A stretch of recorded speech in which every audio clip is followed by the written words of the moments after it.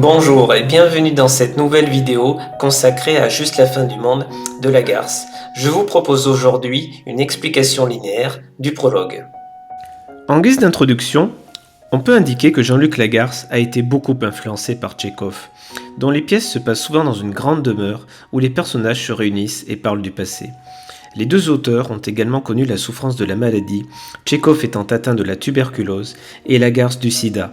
C'est en ce sens que le premier titre de la pièce auquel avait pensé Jean-Luc Lagarce était « Les adieux ».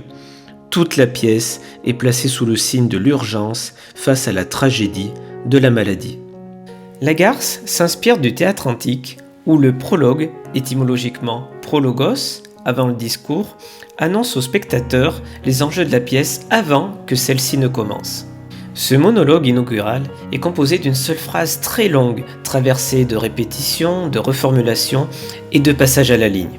Ainsi, notre projet de lecture sera de comprendre comment ce prologue déstabilisant met en lumière une crise à la fois personnelle et familiale. Premier mouvement, des lignes 1 à 12, une apparition fantomatique. Le début du prologue est assez perturbant, puisqu'on a beaucoup de mal à comprendre où et quand se trouve Louis. Le mélange des temps verbaux, imparfait, j'allais, présent d'énonciation, j'ai près de 34 ans maintenant, et futur, je mourrai, place Louis dans une sorte d'au-delà où le temps linéaire n'existe plus.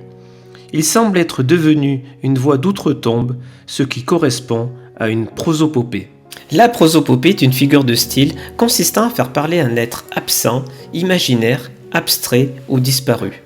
L'âge de la mort de Louis est également symbolique puisque Jésus est aussi mort à 33 ans. L'annonce de sa mort prochaine place directement la pièce dans une tonalité tragique, renforcée par la répétition lancinante de « l'année d'après », sorte de memento mori implacable et l'abondance de références temporelles, plus tard, maintenant, à cet âge déjà, et l'anaphore de nombreux mois que j'attendais. L'angoisse de ce temps qui passe inéluctablement, de ce compte à rebours programmé avant la mort imminente, plonge Louis dans des atermoiements qui le paralysent, avec l'énumération à ne rien faire, à tricher, à ne plus savoir. L'expression de Louis est également laborieuse et irrégulière, comme s'il avait du mal à s'exprimer, comme si sa respiration était haletante face à l'urgence de la situation. On observe ainsi beaucoup de retours à la ligne, et le décrochage énonciatif ligne 2, « J'allais mourir à mon tour », peut être interprété de deux manières. Soit Louis évoque tous les êtres humains décédés avant lui, sa situation tragique prenant une dimension universelle, soit il fait une référence discrète à la mort de son amant. En effet, dans la dernière pièce qu'a écrite Lagarce et qui s'intitule « Le pays lointain », le début de la pièce mentionne cette perte. Plus tard, l'année d'après. L'amant mort déjà. Une année après que je meure? Que je suis mort? Louis. Exactement ça. Louis semble errer comme une âme en peine dans cette phrase sans fin qui n'en finit pas. Il est victime d'une épée de Damoclès suggérée par le champ lexical de la menace, danger, violent, ennemi, détruiré, et la personnification, l'ennemi à la ligne 11. À présent, deuxième mouvement, de la ligne 13 à 27, la prise de décision.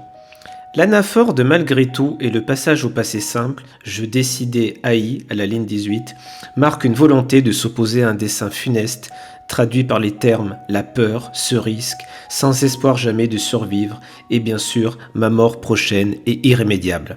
Même si la parole de Louis semble être dans le ressassement et le piétinement, elle est surtout une parole en construction qui se cherche. Il s'agit de trouver une parole juste au service de la vérité et de l'émotion, comme l'indique Sophie Marchand dans la présentation du livre. Le thème central de la pièce étant justement la difficulté à s'exprimer, se comprendre et s'entendre avec les autres. Louis corrige et affine sans cesse ses propos. Cette figure de style s'appelle l'épanorthose, pour annoncer lentement, avec soin et précision. Plus tard, pour annoncer, dire, seulement dire.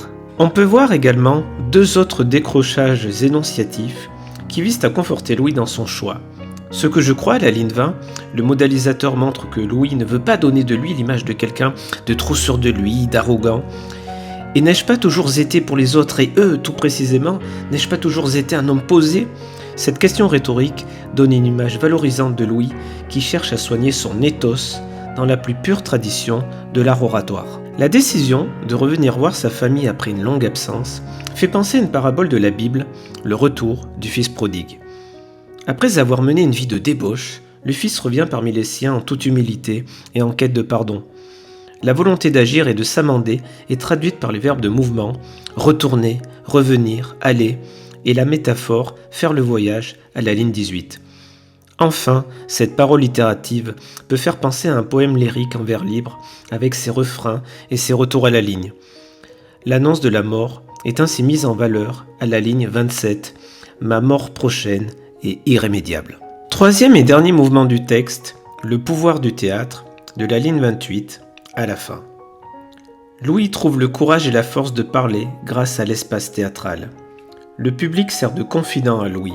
Ce qu'il n'arrive pas à avouer à sa famille, il peut librement le livrer au spectateur, interpellé à la ligne 33 par l'énumération « Toi, vous, elle, cela encore que je ne connais pas, trop tard et tant pis ». Le caractère artificiel du théâtre, qui reste un spectacle, est évoqué par la répétition du verbe paraître et le terme illusion. Même si la parole reste encore peu assurée, avec le modélisateur peut-être et l'épanorthose « j'ai toujours voulu et décidé » à la ligne 30, Louis tente de se ressaisir, de reprendre son destin en main, comme le souligne le champ lexical du contrôle. Voulu, décidé, responsable, mon propre maître, la périphrase, l'unique messager, et l'allitération en M finale, d'être responsable de moi-même et d'être jusqu'à cette extrémité mon propre maître. En conclusion, dans ce prologue, Louis révèle non seulement son destin tragique, mais aussi la difficulté de communiquer avec autrui, d'être reconnu et compris au sein d'une collectivité. Justement, le théâtre peut être un exutoire, une catharsis pour sublimer sa souffrance et accéder à l'immortalité. Ce prologue est bien sûr à mettre en lien avec l'épilogue de la pièce, où l'on trouve de nombreuses ressemblances, à l'instar du chemin à parcourir ou la nécessité d'extérioriser sa souffrance par la parole.